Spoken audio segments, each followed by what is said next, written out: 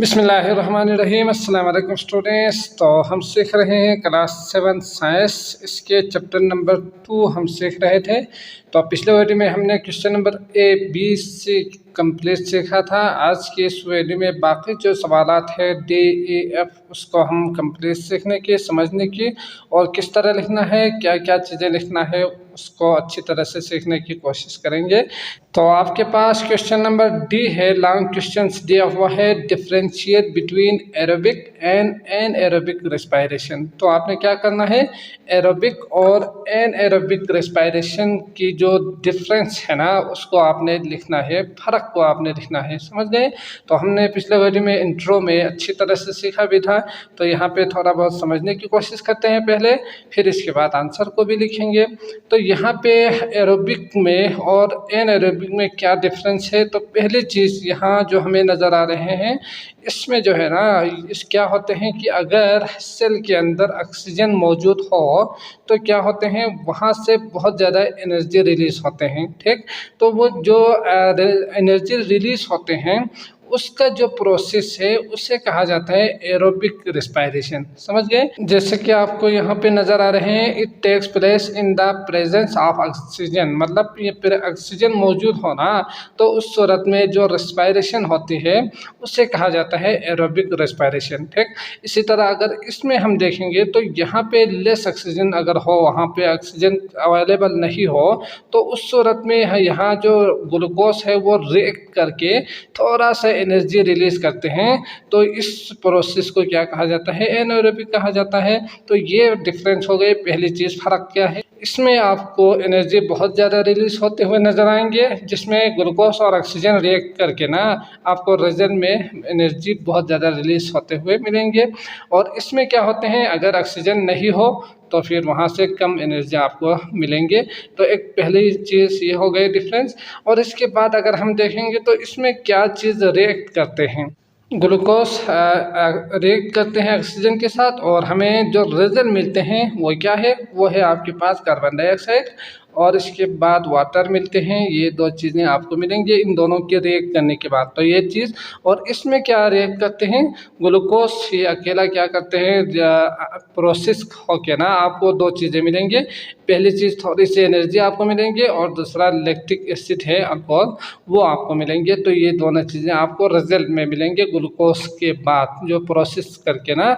तो ये दोनों हो गए दूसरा डिफरेंस। इसके बाद अगर आप चाहो तो और भी लिख सकते हैं, जैसे कि जो प्रोड्यूस होते हैं, तो इनको आपने क्या करना है, तरतीब से आपने आंसर में लिखना है। तो लिखते हैं। तो हमारे पास सवाल था differentiate between aerobic and anaerobic respiration. तो आपने लिखना है आंसर में डिफरेंस। इसके बाद एरोबिक में यहाँ पे लिखेंगे और एनएरोबिक में यहाँ पे आप चाहो तो ऊपर एरोबिक और नीचे एनएरोबिक भी लिख सकते हैं।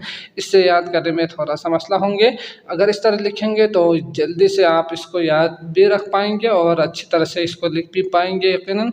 तो पहला हम जो डिफरेंस लिखेंगे वो है aerobic takes place in the presence of oxygen. तो यकीनन ऑक्सीजन की प्रेजेंस की बात, ये एरोबिक का जो प्रोसेस है वो होते हैं। इसके बाद एनारोबिक में क्या होते हैं, अगर ऑक्सीजन नहीं हो तो ही एनारोबिक का जो रेस्पिरेशन है वो होते हैं। तो if oxygen is not available then some cells temporarily shift to aerobic respiration. फिर इसके बाद क्या करते हैं, तो कुछ जो सेल्स है ना वो वक्ती तौर पर शिफ्ट होते हैं एनारोबिक रेस्पिरेशन में, फिर वहाँ से एनर्जी रिलीज करते हैं। ठीक, तो पहली चीज़ ये हो गई कि आपने क्या करना है, ऑक्सीजन मौजूद हो और ऑक्सीजन मौजूद नहीं हो, तो इन सूरतों में ये रेस्पिरेशन का अमल होते हैं।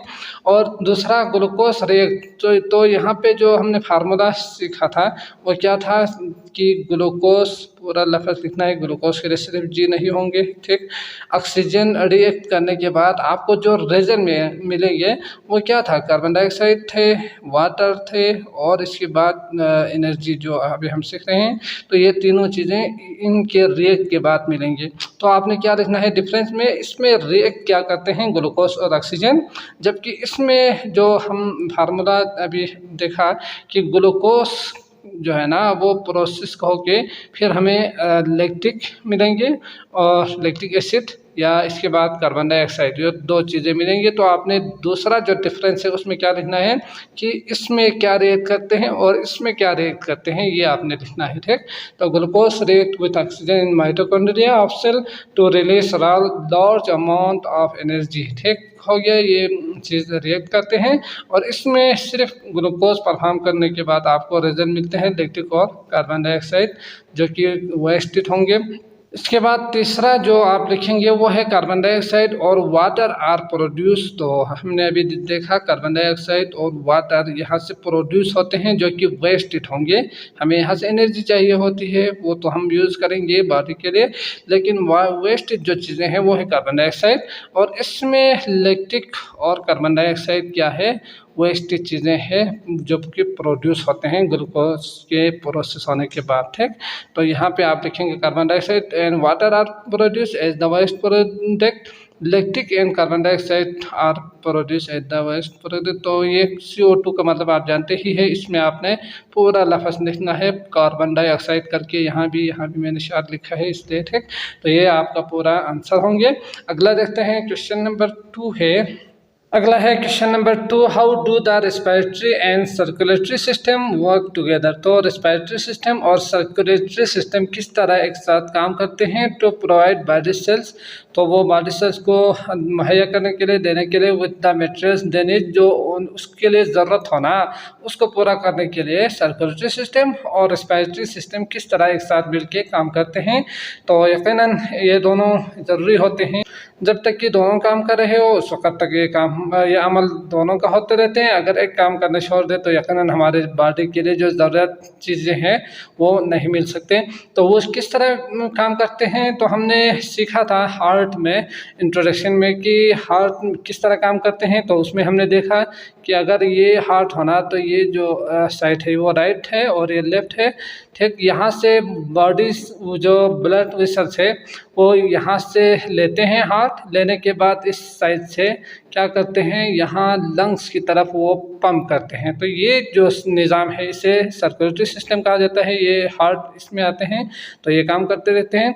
तो क्या करते हैं, ये जो सर्कुलेटरी सिस्टम है वो पंप करते हैं हार्ट लंग्स की तरफ जो ब्लड है उसको, और उसके बाद क्या करते हैं, ये लंग्स मतलब ये जो रेस्पिरेटरी सिस्टम है यहाँ से जो ये डीऑक्सीनेटेड ब्लड को लेते हैं, लेने के बाद यहाँ से ऑक्सीजन लेने के बाद जो है ना यहाँ कार्बन डाइऑक्साइड मिलके फिर वो प्रोसेस करते हैं। प्रोसेस करने के बाद यहाँ से दोबारा हार्ट की तरफ वो पंप करते हैं, फ्लो करते हैं, वो उसको छोड़ते हैं। ठीक, तो इस तरह ये दोनों मिल के काम करते हैं। ये रेस्पिरेटरी सिस्टम जो लंग्स है उसमें शामिल है वो आप जानते ही है, और ये सर्कुलेटरी सिस्टम है। तो इस तरह ये दोनों मिल के काम करते हैं और पूरे जिस्म में ऑक्सीजन प्रोवाइड करते हैं और जो दूसरी चीज़ें हैं वो भी मुंतकिल करते हैं। ठीक, तो इसी को आपने अच्छी तरह से लिखने की कोशिश करना है। तो क्या लिखेंगे इसमें, तो इसमें आप लिखेंगे the respiratory system does not work alone in transporting oxygen through the body. ठीक, तो जो रेस्पिरेटरी सिस्टम है वो सिर्फ ऑक्सीजन ट्रांसपोर्ट नहीं करते, ये हम देखा अभी हार्ट के ज़रिए ही मुमकिन हो सकते हैं। तो the respiratory system work directly with the circulatory system to provide oxygen, फिर वो प्रोवाइड करते हैं ऑक्सीजन को टू द बॉडी। फिर क्या करते हैं, oxygen taken in from respiratory system moves into the blood vessels, फिर वो ब्लड वेसल्स की तरफ मूव करते हैं। Then circulate oxygen rich blood to tissue and cell, फिर वो टिश्यू और सेल की तरफ ट्रांसपोर्ट करते हैं यानी ट्रांसफ़र होते हैं। ठीक, तो इस तरह आप अच्छी तरह लिखेंगे। इसमें आप कुछ मज़ीद चीज़ें भी लिख सकते हैं जो कि बुक में दिया हुआ है। तो अगला देखते हैं, क्वेश्चन नंबर डी है आपके पास। अगला है हमारे पास डी स्ट्रक्चर्ड क्वेश्चंस दिया हुआ है, तो इसको समझते हैं। पहले आपने क्या करना है, इस टेबल को अच्छी तरह से स्टडी करना है कि इसमें क्या दिया हुआ है, इसके बाद आंसर देना है। यहाँ ABC 10 क्वेश्चन दिया हुआ है, इनके आंसर को आपने नीचे लिखना है, यही है ना। तो देखते हैं, the table shown how the composition of the air change when you inhale and exhale. तो मतलब जब आप सांस लेते हैं और सांस को जब आप खारिज करते हैं तो उस वक़्त ये जो कंपोनेंट्स है वो चेंज होते हैं। तो एयर में जो मौजूद कंपोजिशन है वो चेंज जब होना, तो उन्होंने यहाँ जो होते हैं उसको टेबल की शक्ल में आपके पास यहाँ पे दिया हुआ है। ऑक्सीजन 21% इनहेल्ड में और एक्सहेल्ड में 16%, मतलब ये कम हुआ है कार्बन डाइऑक्साइड ये 0.04 कम है और 4% ये ज़्यादा हो चुके हैं। नाइट्रोजन में 70 ये इक्वल है। वाटर वेपर में वेरिएबल चेंज होते रहते हैं। सैचुरेटेड, तो ये आपने इसको अच्छी तरह से जहन में रखना है। फिर इसके बाद आपने सवाल के जवाब देना है। तो यकीनन यहाँ पे रेस्पिरेशन का जो अमल है वो अच्छी तरह से आपको याद होना चाहिए। तो अगर आपने वो वीडियो नहीं देखी है तो वो देख लीजिएगा, ताकि ये अच्छी तरह से आपको समझ में आ जाए, जो कि क्वेश्चन नंबर ABC में हमने सीखा भी था।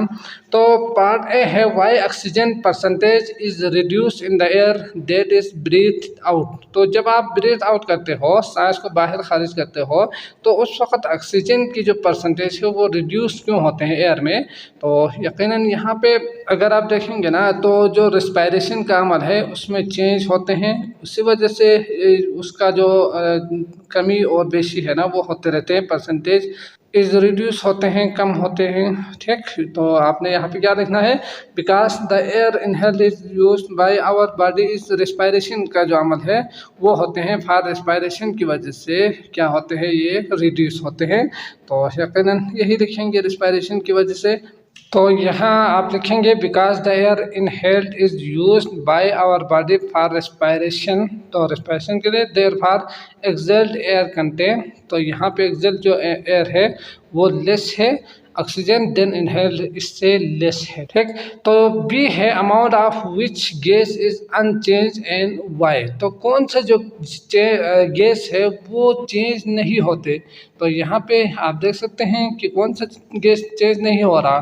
तो ये तो चेंज हो रहे हैं 21 से 16, ये ज़्यादा हो गया था। यहाँ पे आप देख सकते हैं ये जो गैस है ये चेंज नहीं हो रहा। 78 है पहले इनहेल्ड में और एक्सहेल्ड में भी 78% ही है। तो इसका मतलब यहाँ पे जो नाइट्रोजन गैस है ना वो चेंज नहीं हो रहा। तो यहाँ पे आप लिखेंगे अमाउंट ऑफ विच की जगह पे ये नाइट्रोजन लिखेंगे, बाकी आप लिख सकते हो, समझ गए। तो नाइट्रोजन लिखेंगे, nitrogen gas is unchanged. And why भी है तो इसमें क्यों नहीं होते, तो इसके लिए आप क्या लिखेंगे, because it is not consume लिखेंगे, क्योंकि ये कंज्यूम नहीं होते, ये ख़त्म होने वाली चीज़ तो है नहीं है, ये दोबारा वही होंगे, नाइट्रोजन है नाइट्रोजन ही रहेंगे। और इसके बाद जो नई चीज़ है ना वो भी नहीं बनेंगी। जिस तरह हमने देखा रेस्पिरेशन में और दूसरे जो प्रोसेस है उसमें नई चीज़ें बनते रहते हैं, तो वो भी नहीं होते, इसीलिए ये चेंज नहीं होते, इट इज़ नॉट चेंज, ये आपने लिखना है। तो और क्रिएट भी लिखिएगा। अगला है why carbon dioxide percentage is increase in the exhaled air. तो यहाँ पे क्यों बढ़ते हैं, तो वही चीज़ यहाँ पे जो हमने लिखा था रेस्पिरेशन की वजह से यहाँ से चेंज होकर ये चेंज कम हो रहे थे। तो जब ये कम हो तो यकीनी बात है वो किस में चेंज हो रहे हैं, कार्बन डाइऑक्साइड में चेंज होकर वो बाहर निकलते हैं, ये हमने सीखा था रेस्पिरेशन में। तो इसीलिए क्या होते हैं, ये इंक्रीज होते हैं एयर में, जो हवा है उसमें। तो आपको यहाँ पर क्या लिखना है, it produce energy and carbon dioxide लिखेंगे, जो कि आप लिख सकते हो it react with food to produce energy and carbon dioxide. तो हमने सीखा था कि ऑक्सीजन और ग्लूकोज मिलके फिर प्रोसेस करके प्रोड्यूस नए जो चीज़ें बनते हैं, उसमें आपने देखा कि कार्बन डाइऑक्साइड, एनर्जी और वाटर मिलते हैं। तो यकीनन जब ये कार्बन डाइऑक्साइड जो है ना इसीलिए बढ़ते हैं ऑक्सीजन की वजह से, ऑक्सीजन रिएक्ट करके जो नए जो गैस बनते हैं इसके बाद वो खारिज कर देते हैं, इसीलिए बनते हैं। तो अगला है क्वेश्चन नंबर 2। इसके बाद अगला है the following diagram show structure of artery, capillary and when. तो यहाँ पे आर्टरी दिया हुआ है, वेन कैपिलरी दिया हुआ है। सवाल है आपके पास which blood vessels can be seen only through microscope. तो माइक्रो जो स्कोप है आला है उसकी मदद से कौन सा वेसल्स आपको नज़र आएंगे, जिसे आप देख सकते हैं सिर्फ माइक्रोस्कोप की मदद से ही। आपके जो आंखें हैं उसकी मदद से आप डायरेक्ट नहीं देख सकते, उसके लिए माइक्रोस्कोप की ज़रूरत होंगे। तो ये जो है ना यहाँ पे आपको नज़र आ रहे हैं, ये जो है वेसल्स ये सिर्फ और सिर्फ माइक्रोस्कोप की मदद से ही नज़र आएंगे। तो आप यहाँ पे क्या लिखेंगे, विच ब्लड वेसल्स कहेंगे तो कैपिलरी कैन बी सीन करके यहाँ इसके जगह पे आप लिखेंगे कैपिलरी, फिर आप लिखेंगे can be seen only through microscope. ठीक, अगला सवाल है आपके पास, अगला है part B, which blood vessels will hold more blood than the other two. तो बाकी जो दो है उसकी निस्बत किस में ज़्यादा ब्लड होल्ड करते हैं। तो यहाँ पे वेंस क्या है, एक ऐसा वेसल्स है जिसमें बाकी दो दो की निस्बत ज़्यादा ब्लड होल्ड करते हैं, तो आपने वेंस लिखना है इसमें। तो वेंस विल होल्ड मोर करके आप यहाँ पे लिखेंगे। अगला है C, Y pulse is produce only in arteries. तो पल्स जो है ना वो प्रोड्यूस होते हैं सिर्फ आर्टरीज में, तो ये क्यों है। तो हमने इंट्रो में सीखा था कि हार्ट जो है वो ब्लड को पुश कर देते हैं आर्टरीज की मदद से, है थिक मसल्स होते हैं उसके, तो आपने यही लिखना है। तो आप इसमें लिखेंगे because the heart pushes blood through arteries have thick muscles. ठीक, तो इसमें आपने आंसर इस तरह लिखना है। अगला देखते हैं 3 है आपके पास। अगला है 3 annum measures her pulse rate before her she exercise. ठीक, तो वो एक्सरसाइज करने से पहले क्या करते हैं, उसके पल्स जो रेट है ना उसको वो क्या करते हैं, मेजर करते हैं, देखते हैं, नापते हैं। It is 60 beats per minute. तो यहाँ पे उन्होंने देखा कि 60 बीट्स है पहले एक्सरसाइज करने से पहले। तो आपको डायग्राम में यहाँ पे नज़र आ रहे हैं 60 था पहले एक्सरसाइज करने से पहले स्टार्ट एक्सरसाइज में। इसके बाद she exercise for 20 minutes and measure her pulse rate again. इसके बाद वो क्या करती है, 20 मिनट वो एक्सरसाइज करती है। हाँ, तो यहाँ पे उसने क्या किया, यहाँ पे उसको दोबारा देखा उसके पल्स रेट को, तो आप देख सकते हैं 140 हुए हैं यहाँ पे।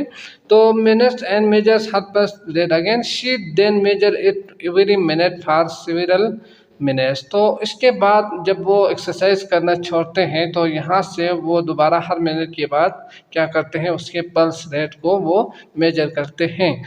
इसके बाद she draw a graph to show her result. अब उन्होंने इस जो उन्होंने एक्सरसाइज से पहले और बाद में जो पल्स रेट है उसको मेजर करने के बाद उन्होंने क्या किया है, यहाँ पे एक डायग्राम बनाया है जो कि आपको नज़र आ रहे हैं।